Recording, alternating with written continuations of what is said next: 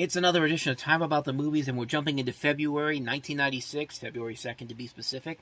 And we got 5 movies to look at today, so let's go ahead and jump on into it. And we'll start off with the biggest new release of the weekend, Chris Farley and David Spade and their follow-up to Tommy Boy the year prior. This is Black Sheep.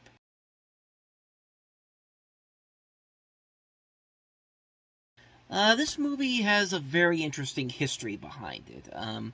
It was a success box office-wise, just like Tommy Boy was the year before, but it was just destroyed by critics when it came out at the time of its release. In fact, most notably, Gene Siskel, of all people, said that this was the movie that was so bad that he walked out of the film, something that he hadn't done in decades. That's how bad some people saw this movie. Some respected film critics like Gene Siskel walked out of this movie. Like, out of every other movie bad movie that came out between these 2 years, 1995, 96, in all the years of the movies that he had seen before this is the one where he said he couldn't take it. And it's interesting because really this whole film was basically made because of the success of Tommy Boy. Lorne Michaels, of course, produced the film along with Tommy Boy. This is Wayne's World director Penelope Spears, who had just come off of The Little Rascals, The Beverly Hillbillies, and Michaels later said that the film was basically an act of desperation by Paramount Pictures, in that the movie studio had underpromoted Tommy Boy so much that when it became the big hit that it was, they were looking to cash in on the same formula. So Michael had just finished these battles with the script over Wayne's World 2, and the animosity between the two camps actually spilled over into Chris Farley's contract with Paramount Pictures, although his agent lined up possible roles for him in The Cable Guy, which he would have gotten $3 million for that, and Kingpin. The movie studio remained firm on wanting another buddy comedy film with Farley and Spade, and the film was written by Fred Wolf, who basically said that the studio told him to deliver a finished script on Sunday, the last day Chris was contractually allowed to get out of the movie, and if he didn't have a finished script, they were going to sue him. So Fred Wolf basically wrote 45 pages within a few days and dropped the script off at Paramount 15 minutes before that deadline. And Farley basically said he wasn't crazy about it, but only agreed to do the film, basically to work with David Spade again. And of course, Penelope Spears had some disagreements with Fred Wolf and David Spade throughout the production of the film. Wolf was actually fired 3 times from the movie. He was actually hired back twice by Farley and once by Lorne Michaels, and then refused to speak to him and finally banned him off the set for good. And her relationship with David Spade was equally as tumultuous. In a biography by Chris Farley, she said that, "I don't think I ever smiled at anything David Spade's ever done. I started recording a message of David leaning on my answering machine saying, 'You spent the whole movie trying to cut my comedy balls off.'" And the most shocking thing about that is they would work again in 2 years prior after this movie came out with the movie Senseless. And the combination of that, working under sunlight while filming Black Sheep, actually caused permanent damage to David Spade's eyes, actually. He said that he had to wear a hat even indoors, and flashes in particular freaked him out. And he even had to make them turn down the lights in the makeup trailers, which basically made him say that he had become such a pain in the butt with the light sensitivity thing. It's a wonder they don't just shoot me. Which, coincidentally, that was the show that he did after that. I mean, really, they could have made a documentary about how the production behind this movie was just so all over the place. I mean, this is just a behind-the-scenes disaster, judging by what I'm reading here. And, this isn't the first time Spears has had problems with movies starring SNL cast members. Of course, her scuffle with Mike Myers is known for making the first Wayne's World movie. That's why they didn't bring her back. But, really, when you look at this, with all these numerous production problems, you would think that the movie is probably all that bad, right? Not really. I mean, it's not as good as Tommy Boy, but Tommy Boy is just a hilarious movie that just works on so many levels. But at the same time, Black Sheep does get by because of Chris Farley and David Spade. Their chemistry on screen together was so good. Like, it was really amazing, the 2 movies that they did. They were the best things about the movie. They were very funny. The comedy in the film, for the most part, does work for the most part. Even though this time around, it is more of Chris Farley just falling to the ground, getting caught in something. Like, the joke kind of gets old pretty quickly, but it still makes me laugh. It still is a very funny movie, but really, there are a lot more problems in this particular film that you can definitely take from this than you could with Tommy Boy. Like, for example, the story. You can predict everything that's going to happen over the course of a movie, but for a movie like this, you kind of expect that. really, they do stuff in here that makes no sense whatsoever. The big twist is that the other candidate in the movie uses dead people in order to win the votes in each county. So, you think that's something that's been done before, something in a more popular TV show like The Simpsons, when Sideshow Bob pretty much did the same damn thing, which aired over a year before the movie came out. I mean, my God. I mean, talk about just taking something straight from another property. I mean, they took that exact same plot and put it into this movie, and it shows that this was a script that was just coming together at the last minute. Like, man, like, really, you really did not put that much thought into the script, but you basically were kind of had no choice to do that. But like I said before, the biggest problem that I saw with Black Sheep is the bits of comedy don't really seem to connect as well as they did with Tommy Boy, and mostly it's just stage bits to get humor off the fact that, hey, Chris Farley's fat, let's watch him fall on his ass. And I can see how that gets annoying really fast in this movie, and there are definitely points in this movie where it does get really annoying. And despite that, there are moments that still make me laugh. I mean, the funniest joke in the entire movie, at least to me, was when Chris Farley goes to the concert in, I think it's Seattle, and he's there, and he's dressing up as a security guard, and he goes and he's talking to this guy who's trying to force himself into the concert,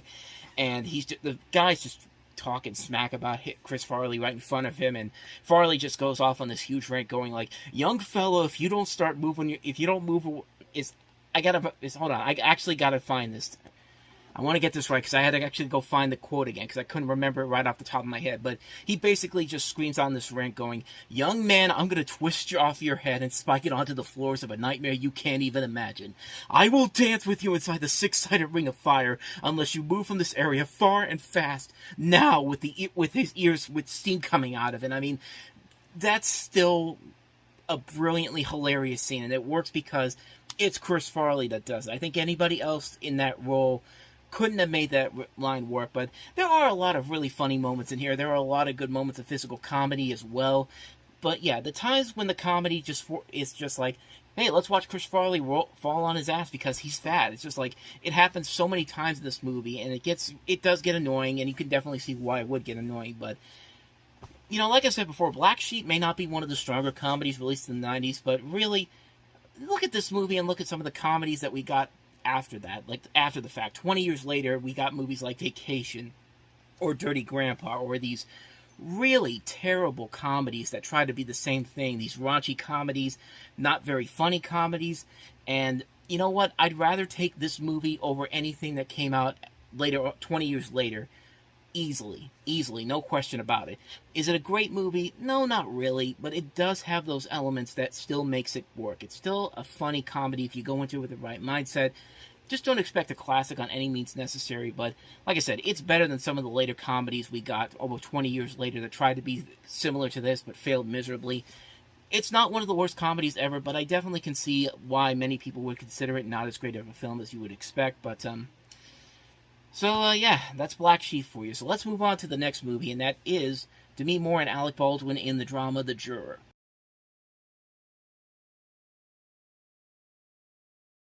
Man, Demi Moore picked some really bad movies around this time period. I mean, you just had The Scarlet Letter a couple of months ago, and now you have this movie, and yeah, this is not a very good movie. I mean, it's Trial by Jury all over again, and a movie that didn't work the first time, except this time we've got bigger names attached to this one. We got Demi Moore, we got Alec Baldwin, James Gandolfini is also in this as well. It's the same movie. It's the same movie as Trial by Jury, except it didn't work the first time. It doesn't work the second time because the script is not that great. It's based off of a book that they bought the movie rights to before the thing was even published. And when they were making the movie, the book didn't even come out yet, so they had to remake the story before the book even came out. So how the hell is this supposed to even work? Like, unless you have a good hook to go with this, but it's just not there. I mean, it's the worst thing Demi Moore did in 1996, and I know she did Striptease as well, but Striptease was a much better movie, but not by that much. But we'll get to that one eventually when we get to the summer of '96. But the movie just doesn't work. You don't like these characters at all. The mystery is not that interesting. The thriller aspects are not that interesting. It's just not an interesting film on any way, shape, or form. It's a script story that's been done before. Didn't work the first time around. It certainly doesn't work the second time. And it just doesn't work. It's a film that's not that great. It's not a story that's not that interesting. You feel nothing coming out of this. Like, what's the point of even making this movie if you're not going to do anything different compared to what was done before? Like, you're trying to create the next Firm, like the next big legal thriller, and the Firm worked because it actually was a much better film compared to this. But this movie, not so much. This is not a very good film whatsoever. It's the reason why you see movies like this in the dumping grounds of January and early February. And, like, rightfully so, because it's not a very good film. It's a film that, if it didn't work the first time, you got to do something to make it better the second time around. And, yeah, needless to say, that did not quite work. So, that is The Juror for you. So, let's go ahead and move on to the next movie here, which I just forgot the title of. Oh, now I know what it is. It's Ridley Scott's White Squirrel with Jeff Bridges.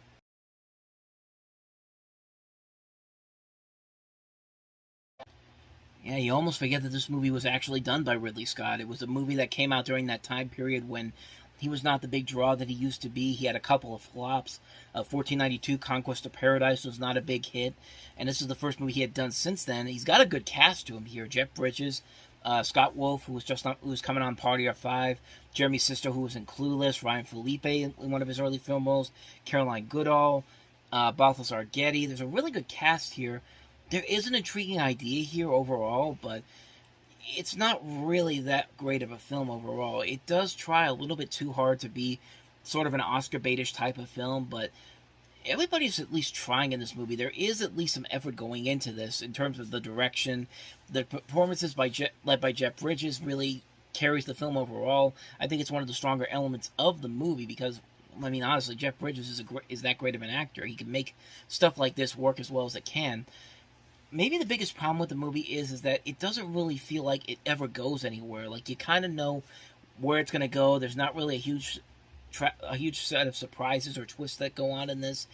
And the movie overall is just kind of mediocre. It's a film that tries its best to try to do something unique and different, but it just never can push itself to that other level. It's a film that's largely forgotten, and for good reason. It doesn't really have anything to make it a memorable film. Except for the fact that the Weather Channel, when they had that terrible stint when they were trying to put movies on their lineup, they picked this movie, which nobody had even heard of when they did that.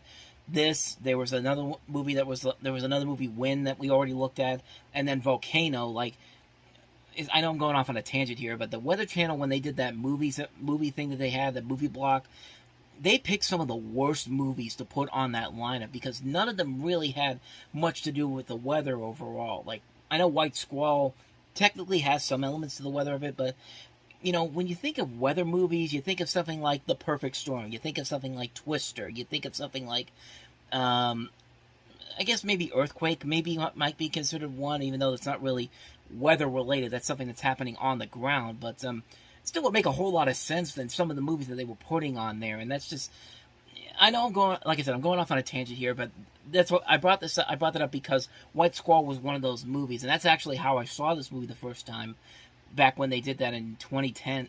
Yeah, 2010. And it's a movie bottom line, it was just not a good movie. It was just not a movie that was capable of being a good film. Like, it was not a film that truly showed what Ridley Scott could do as a director. This was kind of a lull in his long, illustrious career, and he'd had one more kind of flop with G.I. Jane, even though that movie was actually a lot better, and it was actually what had to be more again, but we'll get to that when we get to 97, but that movie started kind of his comeback a little bit. This was kind of the last film in that lull that he was in, between Thelma and Louise and G.I. Jane, and it just wasn't a good movie. It just really wasn't that intriguing of a film whatsoever. It was a mostly forgettable film, and you can definitely see why. It was just not that intriguing or exciting whatsoever. So, that's White Squall for you. Let's move on to the next movie, and that is Antonia's Line.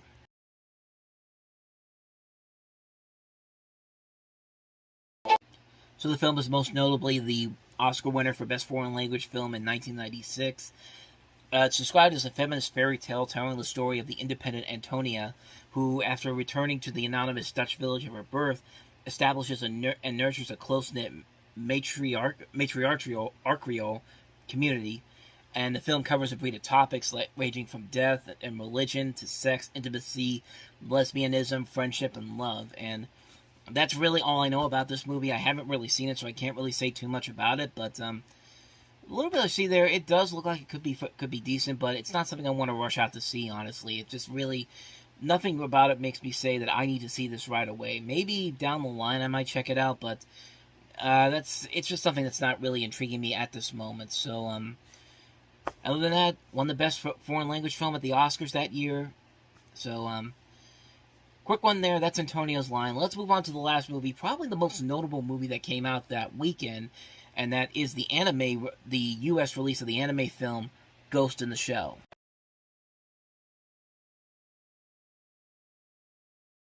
They really thought they could make this work in live action in Hollywood. I mean,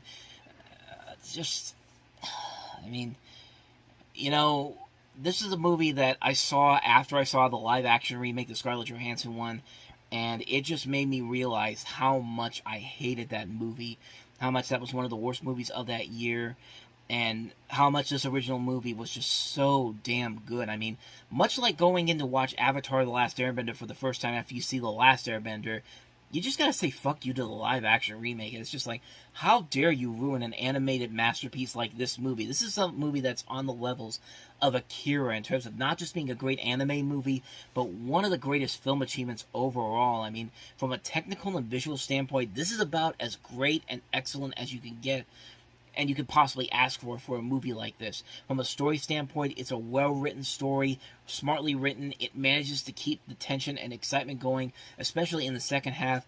The action sequences alone, I mean, this water fight scene alone is something I could watch over and over again. It's that good. I mean, to give the live-action movie some credit, that was actually the best thing that they did, is that they recreated that in live action and actually made it kind of work. It was actually one of the few things about the live action remake you could say that actually is pretty damn good. But other than that, the rest of the live action movie is not that good, mostly because it tried to be trendy to the time period.